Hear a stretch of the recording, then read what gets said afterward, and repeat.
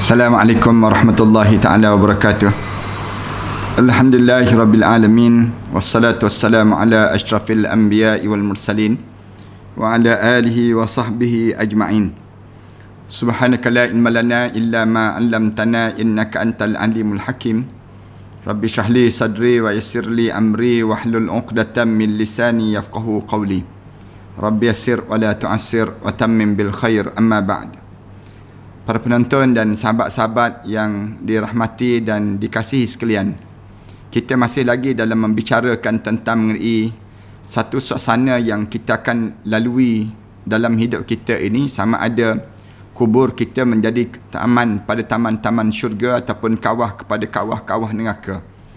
Dan kita tahu bahawa dalam hidup kita ini, bila kita menghadap depan Allah, maka di waktu mana roh kita mula dihadapkan di hadapan Allah, kemudian sama ada dia akan menjulang naik ke atas ataupun dia membenam terus ke dalam muka bumi ini. Na'udzubillah min dzalik. Kalau sekiranya menjulang naik ke atas, itu menandakan tempat kita dalam syurga Allah Subhanahu Wa Taala. Tapi kalau sekiranya roh kita ini membenam terus ke dalam muka bumi ini, maknanya itu tanda neraka yang telah tersedia untuk mereka yang dihadapkan di hadapan Allah. Pilihan kita hanya ada satu pilihan. Bukan pilihan untuk dua pilihan ini, tidak. Pada diri kitanya, kita dipilih sama ada naik ke dalam syurga Allah. Itu pilihan yang utama pada diri kita, supaya kubur kita menjadi taman pada taman-taman syurga.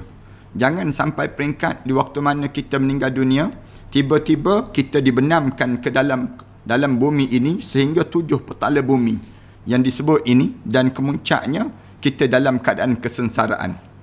Para penonton dan sahabat-sahabat sekalian, punca apa di kalangan kita ni terkena dengan sampai terbenam sebegitu? Kita dah sebut dah bagaimana untuk nak terselamat, untuk kita naik dan sampai kita di arasy Allah, kemudian roh-roh kita berterbangan dalam syurga Allah Subhanahu Wa Taala. Puncanya amalan kita di dunia ini. Demikian juga bila kita masuk dalam kubur.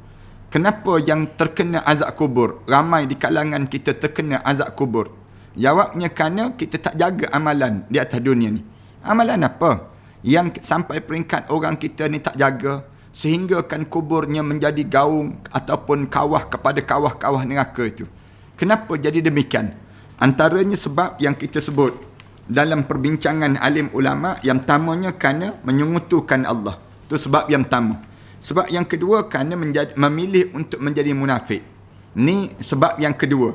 Hidup atas dunia dalam keadaan yang teragak-agak dengan Islam.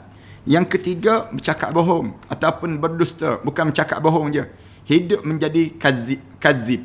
Bukan menjadi seorang yang as-sidqi, seorang yang membenarkan perintah Allah. Lawan pada as-sidqi maknanya al-kazbi. Maknanya di kalangan kita ni ada orang yang hidup dia lawan bohong, ataupun hidup dia dalam keadaan yang dia lawan perintah Allah. Ni kazib dipanggil.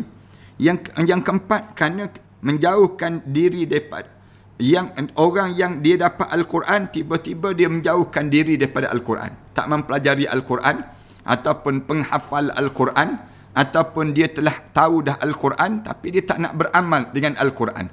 Ini di antara sebab juga yang terjadi demikian pada seorang. Dan yang kelima, ialah orang yang meninggalkan solat wajib. Ini di antara sebab azab. Ataupun dia suka menangguh solat dia. Sedangkan solat ini menjadi asas kepada kehidupan kita waktu mana kita di dunia ini, dan juga bila kita berada dalam kubur nanti. Saya pesan banyak kali lah, semua di kalangan follower saya ni, jangan ada seorang pun yang dia hidup dalam keadaan yang dia meninggalkan solat. Rugi kalian. Kalian akan rugi. Kalian ikut dah apa yang saya sebut. Saya dah bagi tahu dah apa yang sepatutnya dalam kita lakukan. Tiba-tiba ada di kalangan kita dia tertinggal solat dalam hidup dia. Sengaja ditinggalkan solat ataupun dia main-main terhadap solat. Yang ni menjadi bahaya dalam hidup seorang.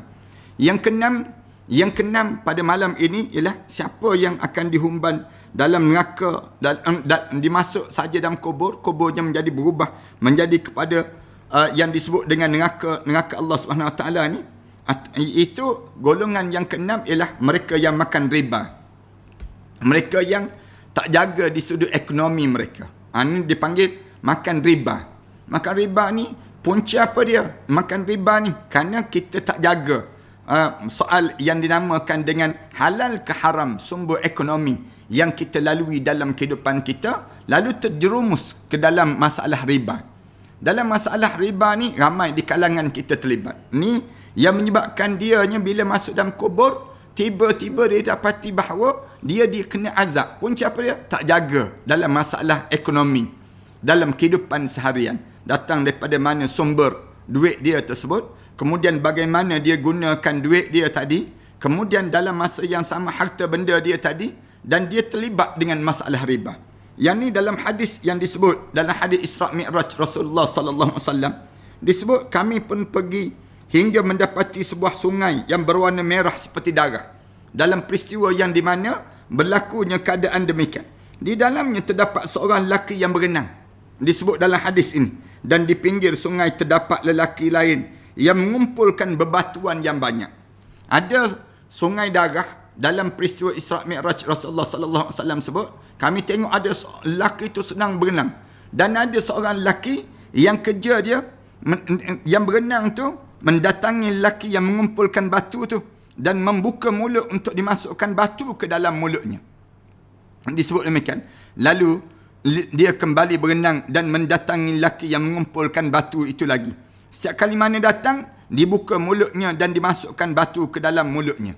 Ini cerita dalam peristiwa di mana Rasulullah sallallahu alaihi wasallam melihat keadaan manusia di akhirat Allah Subhanahu Wa Taala, suasana yang dia berenang dalam darah, kemudian pergi dekat dengan lelaki yang berada tepi sungai itu, nganga mulut, lelaki itu masuk batu dalam tu badan dia. Lalu ditanya siapa dia? Siapa orang yang demikian? Disebutlah dalam bahagian hadis tersebut disebut, ada pun lelaki yang kamu dapati sedang berenang dalam sungai dan menelan batu itu adalah orang yang gemar memakan riba. Nah, ni di antara orang yang dihumban ke dalam api, menjadikan kubur dia berubah menjadi kepada yang disebut dengan azab kubur yang terjadi pada seorang. Maknanya sepanjang hidup di atas dunia ni kita diajar supaya jaga apa dia? Jaga jangan terlibat dengan masalah riba. Riba pada diri kita. Ni dalam hadis Rasulullah sallallahu alaihi wasallam pun sebut, umat aku pada akhir zaman nanti lambat laun mereka akan terkena dengan tempias-tempias riba. Dalam hidup kita ni terlibat dengan riba ni ramai sangat. Dalam masalah kad kredit, dalam masalah pinjaman loan dan sebagainya. Kemudian dalam masalah simpanan harta, masalah kita ni terlibat dengan perkara yang riba. Ini perbincangan panjang dalam bab ini. Siapa yang nak selamat dalam kubur nanti, kubur dia menjadi taman-taman syurga, tolong jaga diri dia. Jangan sampai peringkat pada diri dia terlibat sama dengan yang namakan dengan riba dalam kehidupan mereka tersebut. Yang ni diajar supaya kita jaga pada diri kita, jangan terlibat dengan riba. Kemudian yang ketujuh, kenapa yang orang kena juga masuk dalam kubur tiba kena yang disebut dengan azab kubur. Yang ketujuh ialah berzina, menjadi penzina. Terlibat dengan masalah zina. Dalam hadis yang dahulu juga disebut, hadis yang panjang yang cerita tentang masalah ini, kami pun pergi dan menemukan satu lubang seperti cerobong, di dalamnya terdapat teriakan dan suara. Kami pun mengamati apa yang ada dalam lubang tersebut.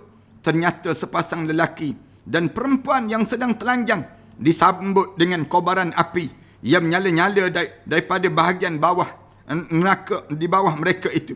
Ketika api itu mendekat, mereka mula semakin berteriak. Dalam bahagian terakhir hadis tersebut, ada pun lelaki dan perempuan yang telanjang itu, keduanya adalah para penzina. Na'udzubillah min dzalik. Siapa-siapa yang melangani pelacur, siapa-siapa yang hidup di atas dunia ni menjadi penzina. Kalau dia tak taubat, mati dia dalam keadaan dia bawa dosa tersebut, kubur dia menjadi tempat seksaan yang mengazabkan padanya.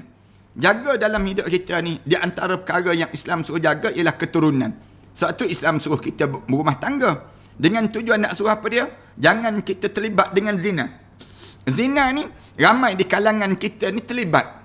Senang jadi terlibat kerana apa dia? Kerana proses dalam masyarakat kita ni, membuka aurat itu terdedah. kemudian hubungan di antara lelaki dan perempuan itu senang terjalin dalam dunia kita sekarang ni. Dalam keadaan sebegini, maka berlaku anak-anak luar nikah.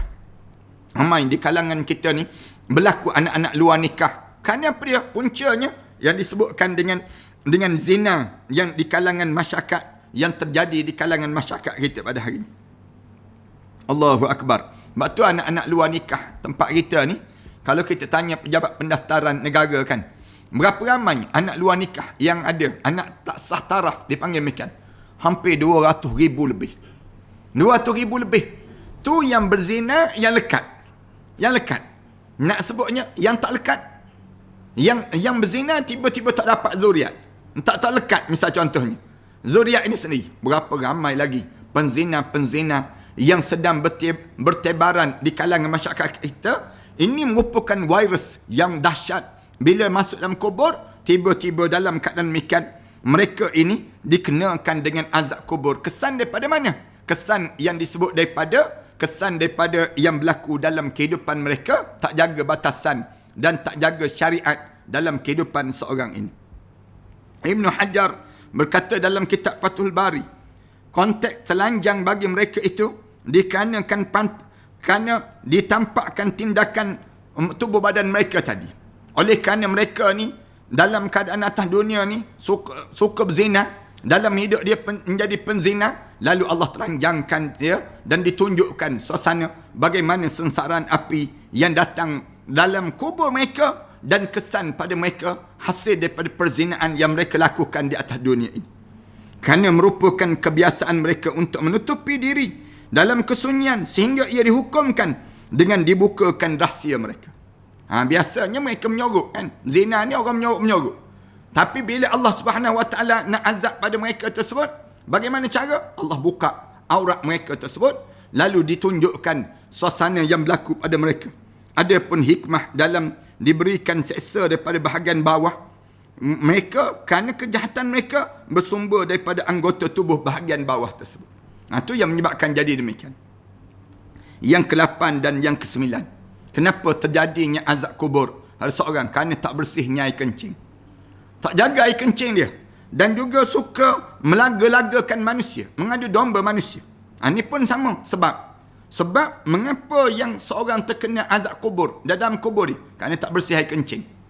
Air kencing yang dia qada hajat tadi tak betul-betul bersih pada diri dia. Yang menyebabkan air kencing tadi kena pada pakaian dia.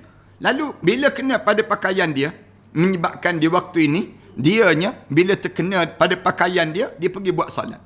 Lalu di waktu ini tak sah solat dia tersebut kerana tak jaga kebersihan air kencing dia. Dan yang kedua, suka melaga-lagakan orang. Hidup nak melaga-lagakan di antara satu sama lain. Ni pun penyakit juga. Kalau kita perhati dalam dunia kita sekarang ni kan, orang kita ni mengadu domba, melaga-lagakan di antara satu sama lain. Orang yang buat baik dengan orang yang melihat kebaikan yang dibuat tadi, dilaga-lagakan. Digunakan Facebook, digunakan dengan Twitter, digunakan dengan Instagram, digunakan dengan YouTube dan sebagainya. Nak laga-lagakan di antara kebaikan yang dilakukan ini dengan di antara satu sama lain. Semua ni satu kekarutan yang tak patut berlaku di kalangan kita. Yang tak jaga air kencing disebut daripada Ibn Abbas radhiyallahu anhu. Rasulullah sallallahu alaihi wasallam pernah berjalan melewati kebun-kebun di Madinah. Lalu Rasulullah mendengar suara orang yang sedang diseksa dalam kubur.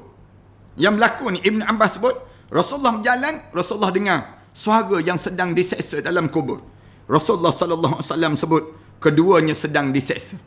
Rasulullah sallallahu alaihi wasallam sebut demikian. Dua-dua orang dalam kubur ni sedang diseksa dan tidak keduanya diseksa kecuali telah melakukan dosa besar. Bukan dosa besar sangat pun yang kena ni, tapi dia kena seksa. Kemudian Rasulullah melanjutkan, padahal dosa itu sungguhlah besar. Salah satu dikarenakan ia tidak bersuci daripada kencingnya, sedangkan yang lain dikarenakan suka mengadu domba. Rasulullah sallallahu alaihi wasallam sebut demikian. Saya nak sebut ni, dalam hidup kita jaga kebersihan. Tu cara demikian. Yang kedua, jaga hati kita jangan suka nak laga-lagakan orang. Ni penyakit juga di kalangan kita. Ada setengah di kalangan kita, dia dengar daripada ustaz ni bercakap, dia pergi berjumpa dengan seorang lagi ustaz. Dia sebut ada ustaz yang kedua. Dia kata, ustaz ni cakap macam ni. Ustaz pula nak cakap macam mana? Dia sebut. Lalu ustaz ni pun sebut, saya nak kata begini. Bila dia sebut nak kata begini, lalu ada nampak kontradik di antara ustaz yang pertama dengan ustaz yang kedua. Dia kata, tak sama pun. Ustaz ni memang dia belajar begitu ya, ustaz. Dia ni memang jahil ke? Mula dia laga-lagakan di antara ustaz dengan ustaz. Pun ada juga di kalangan kita. Sama juga dalam masyarakat kita. Ada orang yang berbuat kebaikan. Dia menolong orang dan orang susah dan sebagainya. Bila dia tolong orang susah, lalu orang yang tak dapat tolong ni, dia kata, tengok orang lain yang datang sekejap je, dia datang boleh selesai masalah. Orang lain yang lama dah duduk kawasan tu, tak selesai masalah, kenapa? Tengok cara bagaimana mereka nak laga-lagakan di antara orang-orang yang melakukan kebaikan. Padahal dua-dua ni ada kebaikan. Yang dah lama dah nak tolong ni, tiba-tiba tak tolong orang yang demikian. Tak tolong dalam kes demikian. Maka datang orang lain tolong, maka di waktu ini sepatutnya selesai masalah. Dan tak ada dah masalah. Lalu berlapang dada di antara satu sama lain. Tapi tak, perangai manusia ni suka nak laga-lagakan. Dia kata, tengok orang tu, dah lama dah duduk bersama dengan dia 20 tahun, 30 tahun dah. Tapi tak tolong-tolong, dia sebut demikian. Orang ni datang sekejap je. Dalam masa 2 jam je, boleh selesai masalah. Ni pengadu domba dia panggil. Pengadu domba ni. Sok-sok kabar di kalangan kita. Di antara tempat yang dijadikan rujukan untuk melaga-lagakan orang ni dengan orang ni. Orang ni dengan orang ni. Lalu pengadu domba ini bersedialah dia untuk dihumban dalam kubur nanti. Dia akan diseksa dengan azab kubur yang amat sangat yang akan berlaku pada mereka sebut. Rasulullah sebut dua-dua tu bukan kerana terseksa, dia sebut, dan tidaklah kedua jadi seksa kecuali dosa besar yang dilakukan. Apa dia? Tak jaga air kencing, sedangkan yang lain dikarenakan suka mengadu domba, melaga-lagakan. Lalu beliau mengambil dahan kurma yang basah. Rasulullah sallallahu alaihi wasallam ambil dahan kurma yang basah, kemudian Rasulullah pecah jadikan 2 bahagian, dan Rasulullah letak pecahan dahan kurma tu di atas kubur, dua-dua kubur itu. Para sahabat tanya Rasulullah, wahai Rasulullah, mengapa kamu lakukan demikian? Rasulullah ambil pelepah kurma, Rasulullah belah 2, Rasulullah sallallahu alaihi wasallam sebut, Rasulullah letak pacak di atas kubur ini. Lalu sahabat tanya, kenapa kamu buat demikian ya Rasulullah? Lalu Rasulullah sallallahu alaihi wasallam menjawab, agar dahan itu dapat meringankan siksa keduanya selama dahan itu belum kering, kata Rasulullah. Dahan tu bila kita letak saja begitu, nescaya bila kita letak dalam keadaan sedemikian rupa ini, menyebabkan dia akan dapat membantu, mudah-mudahan dengan doa-doa daripada dahan-dahan yang basah ini, membaca doa ke dalam orang dalam kubur ni sampailah dahan ni kering, maka berakhirlah untuk pada diri dia ni sendiri. Itulah timbul asalnya kita ni bila pergi ke kubur, tengok atas kubur tu kosong, ambil yang disebut dengan ranting-ranting, ambil dengan pelepah-pelepah dan dahan-dahan kayu yang boleh hidup, kita pacak tersebut. Selagi mana pokok itu hidup di atas kubur itu, maka pokok ini akan baca doa pada mereka yang berada di dalam tersebut. Sebab tu jangan buat binaan di atas kubur. Jangan buat binaan. Nanti terseksa orang dalam kubur nanti. Ini orang yang buat binaan. Saya nak tegur demikian. Jangan buat binaan. Ni siap dengan kristal lagi. Letak binaan. Letak lagi dengan apa dia? Dengan yang namakan dengan batu nisan kristal di atas kubur ni sendiri. Ni dah mula mengarut. Jangan buat demikian.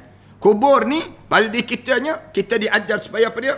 Sekadar untuk nak tahan tanah sekadar itu, kemudian letak dengan yang disebut dengan apa dia, batu nisan di hujung kaki, cukup. Itu saja. Kerana tanah tu bukan tanah dia. Tanah tu milik tanah orang ramai. Oleh kerana milik tanah orang ramai, ke satu ketika nanti bila orang dah tak ada dah, waktu mana orang dah tak ingat daripada dia, kemudian ditanam orang lain pula di atas kubur yang telah ditanam mayat sebelum daripada ini. Banyak sebablah. Rasulullah sebut, selama mana dahan itu belum kering, selama itulah akan dibaca doa. Pokok ni dahan yang akan baca doa, yang dipahami oleh para alim ulama. Bila masuk saja dalam kubur tersebut, dalam keadaan yang sedemikian rupa, dianya dalam keadaan sebegitu, menyebabkan bacaan doa itu berterusan dan sampai pada orang dalam kubur. Daripada Ibn Abbas radhiyallahu anhu, daripada Nabi sallallahu alaihi wasallam, sesungguhnya kebanyakan siksa kubur itu dikarenakan kencing dan juga maka bersucilah daripadanya. Kebanyakan siksa kubur ni berlaku kenapa? Tak bersih air kencing. Tak jaga air kencing. Antara sebabnya perbincangan alim ulama, mengapa jadi kena air kencing ni? Salah satunya ialah kita kencing dalam keadaan tak jaga kebersihan. Tak jaga kebersihan. Tak istibra'. Kemudian kita kencing sambil berdiri. Di antara benda yang merosakkan pada amalan-amalan dalam kehidupan kita. Rasulullah sallallahu alaihi wasallam bersabda, bersucilah daripada kencing kerana kebanyakan siksa kubur itu disebabkan daripadanya. Rasulullah sallallahu alaihi wasallam sebut demikian. Dalam hadis-hadis yang lain yang cerita tentang mengenai suasana dalam kubur, kesan daripada keadaan orang-orang yang tak jaga perintah Allah Subhanahu wa taala. Kemudian yang ke-10. Sebab yang ke-10 kerana bercakap tentang keburukan orang lain. Ghibah. Bila seorang yang suka bercakap tentang keburukan orang dalam hidup ini, hidup di atas dunia ni, cakap, suka mengumpat. Bahasa yang mudah. Cerita tentang keburukan orang. Cerita-cerita orang ni buruk manjang. Manakala dia tu dalam keadaan yang soleh konon-konon. Dia ni baik konon-konon. Orang lain buruk yang manjang. Siapa yang suka mengumpat? Orang yang suka hidup dalam keadaan bercakap tentang orang lain, tunggu sekejap je lagi. Tunggu sekejap je lagi. Masuk je dalam kubur, kubur berubah menjadi kawah pada kawah-kawah neraka terus. Dalam hadis yang sebelum daripada ini, Rasulullah sallallahu alaihi wasallam menyebut bahawa salah satu sebab sesaan kerana tidak suci daripada kencing dan yang lain disebabkan suka mengadu domba. Rasulullah sebut demikian. Namun ada pula sebahagian riwayat mengatakan mengenai hadis ini pula yang menyebut bahawa Rasulullah sebut ada pun yang lainnya diseksa kerana ghibah. Rasulullah sebut demikian. Suka mengumpat. Bila suka mengumpat, pengumpat-mengumpat, kabar gembira pada kalian. Kalian akan berada dalam keadaan keseksaan. Bila kalian berada dalam kubur sekejap je, suka bercakap tentang orang, suka bercakap tentang keburukan orang. Hidup ni sentiasa cerita-cerita tak habis-habis tentang orang. Manakala kamu sendiri tak baca diri kamu. Kamu sibuk bagi tahu tentang orang saja. Maka masuk dalam kubur, confirm azab kubur yang akan terjadi pada mereka semua. Daripada Maimunah, budak Nabi sallallahu alaihi wasallam, bahawa Rasulullah sallallahu alaihi wasallam berkata kepada dia, "Wahai Maimunah, termasuk siksa kubur yang paling dahsyat adalah mengumpat dan tidak bersuci daripada air kencing." Rasulullah sebut demikian. Di antara sebab mengapa seorang tu terkena azab kubur yang kena oleh seorang, suka mengumpat. Bila manusia ni suka mengumpat, masuk saja dalam kubur, maka azab kubur akan terjadi dengan umpatan-umpatan yang disebut tersebut. Ini dibincang, alim ulama bincang panjang dalam perkara demikian. Kemudian yang ke-11, azab kubur ni terjadi pada siapa? Pada penyombong-penyombong yang menyombongkan diri. Menunjukkan diri dia ni sombong. Dia rasa besar diri. Masuk dalam kubur, kecil terus. Itu cara. Para penyombong, jangan sombong. Orang ni sombong dengan apa? Sombong dengan harta, sombong dengan pangkat, sombong dengan keturunan, sombong dalam hidup para penyombong. Bila dia rasa sombong, dia rasa besar diri, masuk dalam kubur, kecil terus pada diri dia. Sombong. Rasulullah pernah bersabda, ketika seorang lelaki menyeret kainnya, maka ia akan dipukul pada bumi dengan pukulan yang sangat kuat, dan dia berteriak hingga sampai bila? Berteriak-teriak ni hingga berlakunya hari kiamat. Rasulullah kata, mana-mana orang yang menyeret pakaian, ulama-ulama bincang, yang menyeret pakaian ni maksudnya macam mana? Yang orang yang merasakan diri dia hebat. Kan orang-orang yang kaya, bila dia beli pakaian yang dia orang Arab ni, kalau sekiranya dia semakin kaya, dia semakin seret pakaian dia. Itu cara dia pakai jubah yang meleret. Ini ditunjuk sombong dia. Semakin harta banyak, semakin tinggi pangkat dia beza terus. Jubah-jubah dia pun berbeza.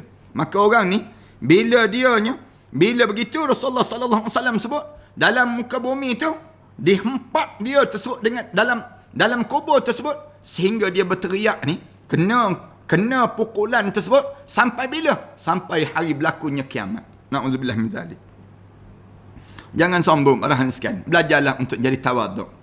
Dalam hidup ni kita ni tak untung langsung jadi sombong. Untung apa jadi sombong, penyombong?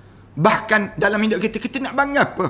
Semua benda yang yang ada pada kita tu Allah bagi. Allah yang bagi pada kita. Harta yang banyak, Allah yang bagi. Ilmu yang cerdik, Allah yang bagi. Orang bagi. Bila orang bagi, kita nak sombong apa dengan pemberian yang diberi tersebut? Kita ni, kalau ada orang bagi barang pada kita, kita nak sombong dengan barang orang yang orang bagi pada kita. Tak logik langsung pada diri kita. Dalam hidup kita ni apa dia? Bila diberi, lalu kita rasa kita ni semakin kerdil. Kita ni hamba kan.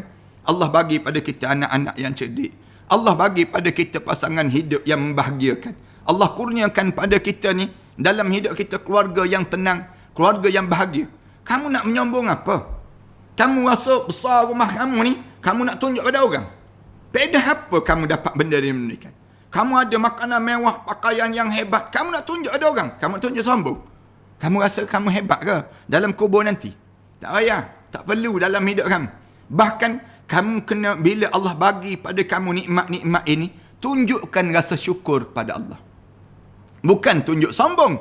Bukan nak tunjuk dalam Facebook, nak tunjuk dalam YouTube, nak tunjuk akulah orang hebat, akulah begini, akulah begini. Jangan. Tengok bagaimana Allah jadikan pada Amerika tu, misal contoh. Sombong sangat. Allah jadikan COVID-19 tu mati dekat dengan 86,000 dah.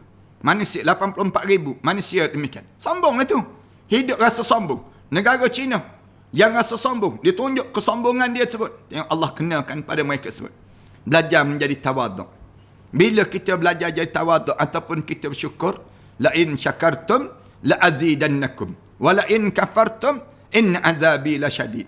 Kalau sekiranya kamu syukur, aku akan tambah lagi nikmat-nikmat pada kamu.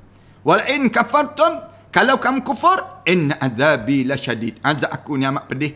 Pedih azab Allah bila terhumban ke dalam kubur saja, jenazah masuk dalam kubur je, rasa terus bagaimana seksaan-seksaan yang dikenakan pada mereka yang hidup dalam keadaan menyombong. Kalau orang puji kita, balik mula pujian itu untuk Allah. Jangan kita puji diri kita, jangan. Orang puji kita je, anak-anak cerdik lah. Misal contoh, kita pun mula kata sebenarnya bukan anak tu cerdik, memang mak ayah dia dah cerdik kata. Dah mula nak jadi sombong lah tu. Dalam hidup kita, ada orang bila orang sebut ada dia kata kamu cantik. Kalau kamu fikir kereta ni cantik, tuan dalam kereta tu lagi cantik. Mula dia nak tunjuk bagaimana hebat dia. Demikian patutnya dia sebut hadza min fadli rabbi. Ini anugerah Allah pada diri saya. Liyabluwani ana syukur an akfur. Allah bagi nikmat-nikmat ni untuk menguji pada saya sama ada saya syukur ataupun saya kufur pada Allah Subhanahu Wa Taala. Kemudian yang ke-12, kenapa kena azab kubur lagi? Yang sebab yang ke-12, kerana menyakiti orang lain dengan lidahnya. Menyakitkan orang lain dengan lidah. Lidah ni kasar sangat. Cakap je sakit hati orang.